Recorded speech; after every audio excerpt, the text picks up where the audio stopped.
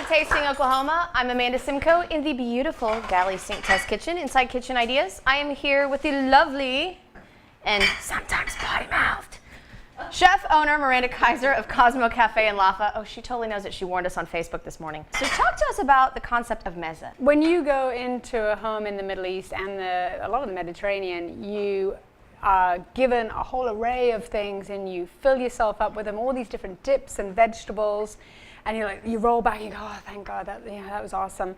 And then the entree comes, and that's when it gets really difficult. Because you're the cheese wench, I figured a good idea would to show you how to make labneh. These, a colander, anything you've got, you can use a sieve if you prefer.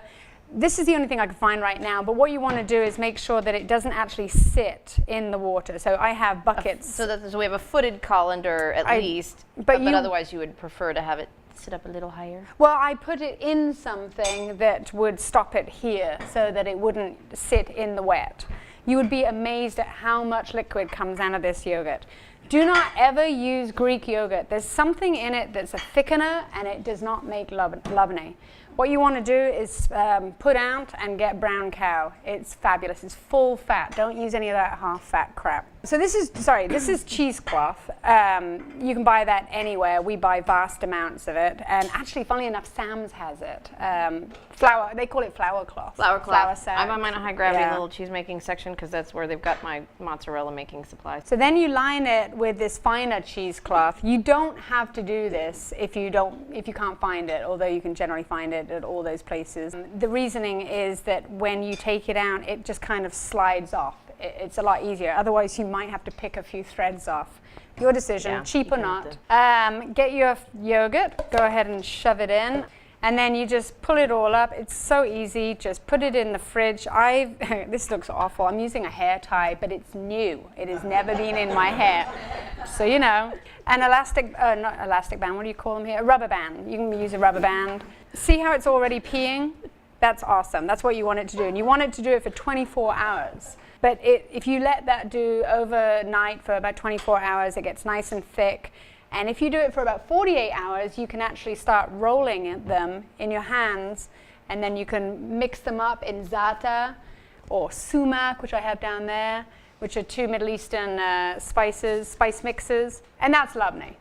And when that's finished up, what we do in the restaurant, if you just ate it like that once you took it out, it would be a bit dull and boring. So we after a day or so? Well, no, even after a day or so, it's not that exciting. So we put salt and we put pepper and garlic and mix it all up. And you do that the minute it's finished draining, yeah? As soon as it's drained, we add all that stuff, keep it for another day if possible. It's hard.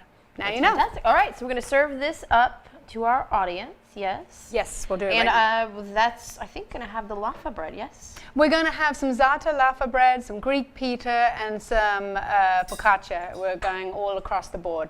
And tell us what laffa bread is. A lot of people say, what is this laffa bread they speak of? Well, I have wonderful staff. I adore my staff.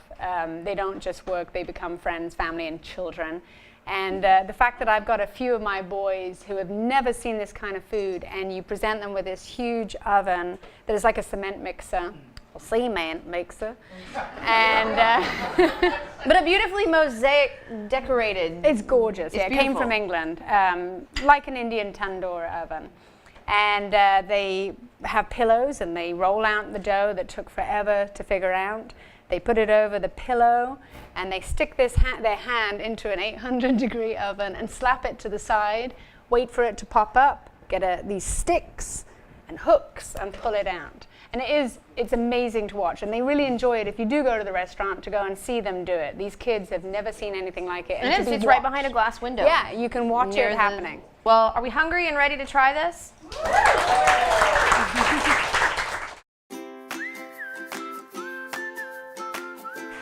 What is the most adventurous thing you have ever eaten? You mean like spiders and stuff? I suppose horse was adventurous because I was 12.